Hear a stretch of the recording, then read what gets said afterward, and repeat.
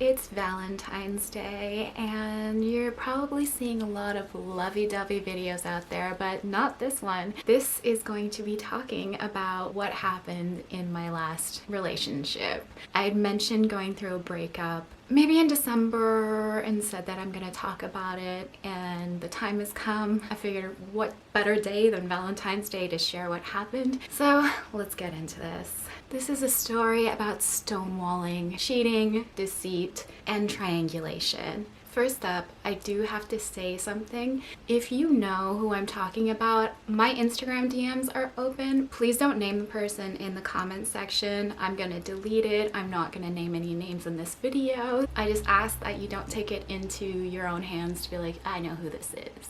First things first, a very serious issue. If you were a willing participant, or you suspected that you were being filmed, or you received a message possibly back in 2015 about videos, my best suggestion is to contact this person in whichever way you think is most effective and get those videos destroyed, because there's a big possibility that they've been shared, because that's what happened to me. For 2 years, I was told that it was a hoax, that these videos didn't exist, and then I found out that that wasn't the case, and I had demanded that they be destroyed. Well, August 2020, I got a message from the person that he had cheated on me with.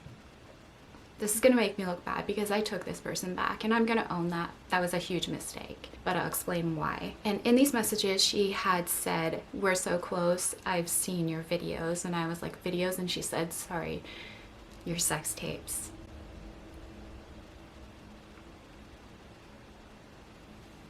And I had been saying for so long that these need to be destroyed. No one else should have seen them. And I can say that when this video was taken of me, I don't know how many there are, but the one that I do know of, when this video was taken of me, I was in no state to be able to consent. So therefore, I did not consent to this being filmed, and I don't even think I knew I was being filmed. And just the fact that he lied and he saved them anyway, and then they were shared, like, I think about this constantly, and I guilt myself into, you know, why I gave him a chance in the first place. It should have been done. But yeah, after I received the message in August 2020, I had spoken to one of his friends, and she had equal concerns to me. So when I would say things, she had complaints of her own. She never followed up with me, but she had actually met up with him and got the videos deleted. Apparently, years ago, they were deleted, so they've been deleted twice. I don't know if he has any backups, so I don't know if these videos still exist. I'm hoping making this public statement that if the videos do exist, that they are destroyed for good. Like, I'm hoping, I never want to hear about this again. Anyway, so during this time where she got the videos deleted, she apparently thought that it was a wonderful moment to be like, well, Pamela also said this about you. He actually brought it up to me that she had confronted him and got him to delete the videos. And then he was like, and then she said, you said this. And my issue is here, of course, I didn't have anything nice to say to him. What he did was absolutely fucking vile. I'm not sorry for what I said. And I think I just looked at him and I was like, well, was it a lie? And then he kind of changed the subject, because what I had said was true. And guess what? His friend was saying the exact same thing. So why was I being made the bad guy when essentially I was the victim? I don't understand this mentality. And this is the group of people that they're sticking by him, supporting him through everything, and I don't understand, as they are women. If I knew about this, my support for this person would wane. Like, I wouldn't support this person anymore. Like, I wouldn't be their friend. I wouldn't give them opportunities until I knew they changed. Like, get a psychiatric evaluation, which I think he needs. Anyway, I need to calm down for a minute, so I'm gonna stop recording, and when I feel better, I'm going to continue. All right. I want to add to this the video that I made a little while back about another bad guy situation. This person knew everything that that guy did. It was almost like he thinks it was a competition. Like, I didn't think anyone could one him up at all, and he did. He was like, oh yeah? Let me do you worse. And it's kind of down to who he's with now.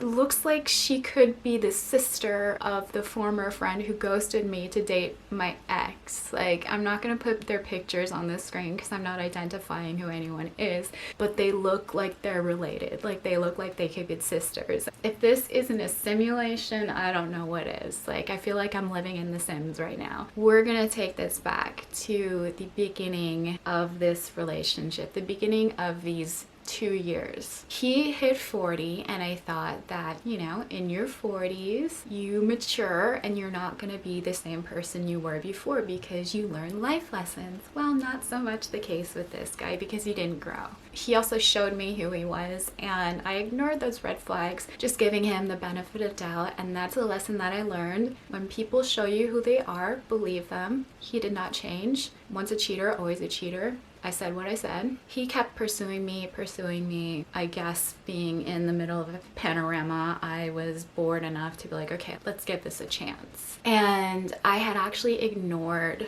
a warning from a good friend of mine who had seen him act in an irrational way at a birthday party. And it was to the point where he went out of his way to send me a text saying, I don't want you and this guy to get together. Basically told me he didn't support the relationship, but he'll support me through it. And I said, I've known him for a really long time. I know what I'm getting into. And thinking back to him, knowing what I had previously gone through, I thought there's no way that he could do me as wrong as the other guy did. I was wrong. I admit that, and I regret not listening to my friend because I shouldn't have bothered. I had sent him an ultimatum, basically saying, like, if we're gonna do this, we're not doing the casual thing. I don't do the friends with benefits thing, which he always seemed to push. And I was just like, I'm not comfortable with that. Like, I've said to you what my intentions are, and you keep saying, oh, no, I want this, but then acting like you don't. Like, his actions were telling me something a lot different from what his words were telling me, and I should have just paid attention to his actions because it would have saved me a lot of stress. Even in my videos from November throughout December, January, you can see that I'm not as happy. I'm getting better now, but I just feel for no reason I was emotionally destroyed and scarred just for fun. Like, it doesn't make any sense. And also at the beginning of that stage in the relationship, he was like ignoring my text messages, and I was just like, whatever. Like, I didn't really think much of it because there's times where I don't want to talk to anyone, and he deals with depression, so I was just like, he wants me alone. Well, I found out why he wasn't answering. Yeah, so things were going all right. This was in August 2020, and we were supposed to go to my friend's birthday party at the weekend. Well, that didn't happen because I received a message from the girl that he had cheated on me with. He went to Niagara Falls, claimed he was there with his mom and his aunt, but he wasn't there with his mom and his aunt. He was there with the person who messaged me to say that she was there with him. And I had my suspicions because when I had mentioned, like, I wanted to go to Niagara Falls, but you're going with your mom, he would snap at me. He would get unreasonably angry at me when I would say it, and that was a red flag to me. I'm like, he's getting mad for a reason. Like, this is irritating him for a reason. And I was right because he was lying, and his guilty conscience was acting up there.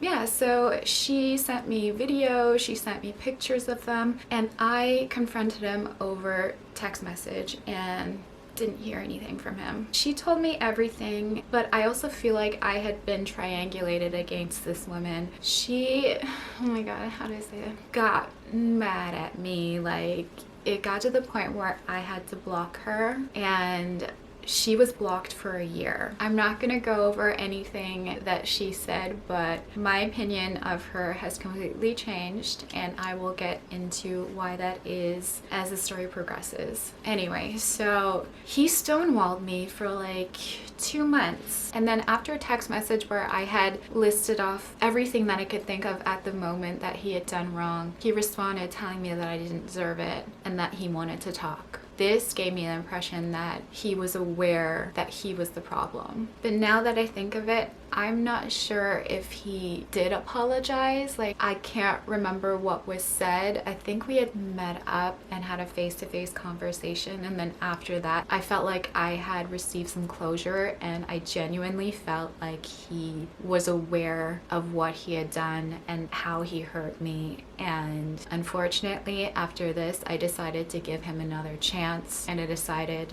if he messes up again, that's it. I'm not even gonna be his friend. Well, guess what happened?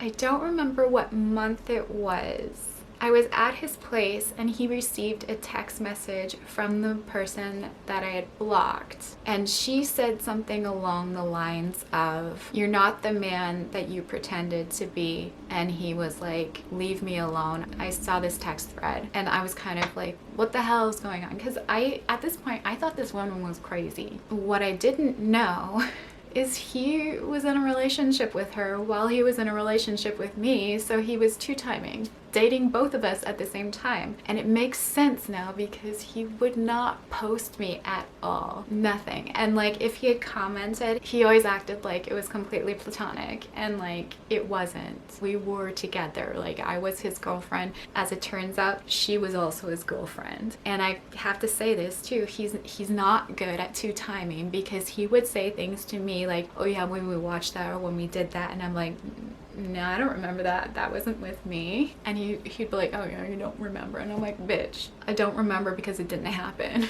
So yeah, it was just like little instances of that where I started to feel suspicious of him, and also his behavior regressed. And another thing was, we were on FaceTime, and he had said he wanted to talk face to face about his intentions for us. And I was like, oh, okay, like, seems really serious, let's see where this is going. But the next time I saw him, suddenly couldn't remember saying that, and he didn't mention it, and he was like, "I don't know what you're talking about." And I was just like, dude, you said it. Like, what did you want to talk about? Like, you know?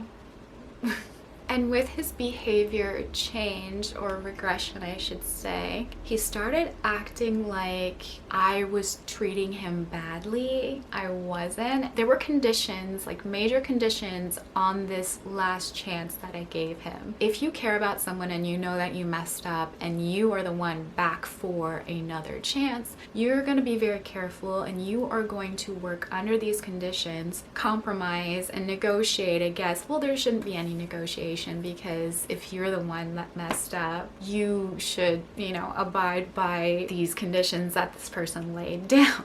And it was like he didn't want to do that. I remember at one point him sitting at the side of the bed, like kind of hunched over, and he was like, "I feel like you don't desire me." What I had said to him was, you know, your place isn't exactly the most sexy environment, because his apartment was an absolute mess. And I found that every time I went over there, he would have a sink full of dishes, and because it smelled, I would wash it, and then his bathroom would be messy, so I would wash the bathroom, and his floor would be messy, so I would wash the floor. He would have plates and empty candy wrappers at the side of his bed. So just like, when you are going into an environment like that, the last thing I want to do when I start to feel like I'm babysitting a child is be intimate with you. That's not going to happen. You're not the victim. You are regressing, and you're not trying. And he also wasn't showering or brushing his teeth. Like, all the money that I'm spending on my teeth, I don't want to exchange bacteria with someone who is choosing to be dirty. So yeah, he was acting like the victim, when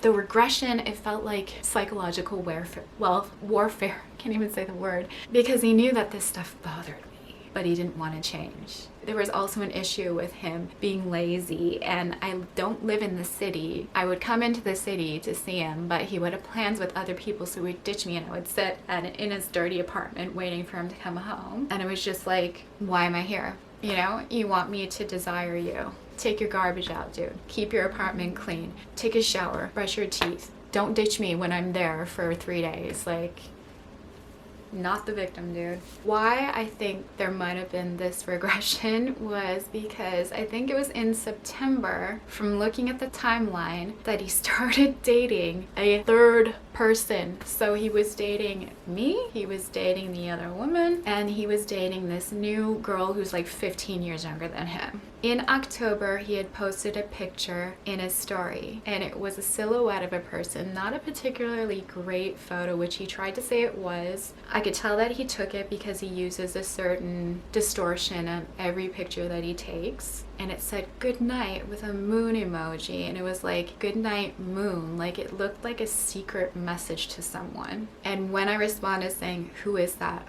He might have texted me or whatever, I don't remember. I'm gonna have to go back into my text messages to deny that he didn't know who this person was and he had just found the photo online in a deep dive. So I checked Yandex and I couldn't find this photo. I sent him the results from Yandex and he was like, Yandex, oh, Russian site. And I was like, where's the photo? I can't find the photo. There would be some matches if you found it online, but I had already known that he took the photo. Anyway, he deleted his full story, again acted like the victim, and I didn't know who this person was for 2 months, but I found her.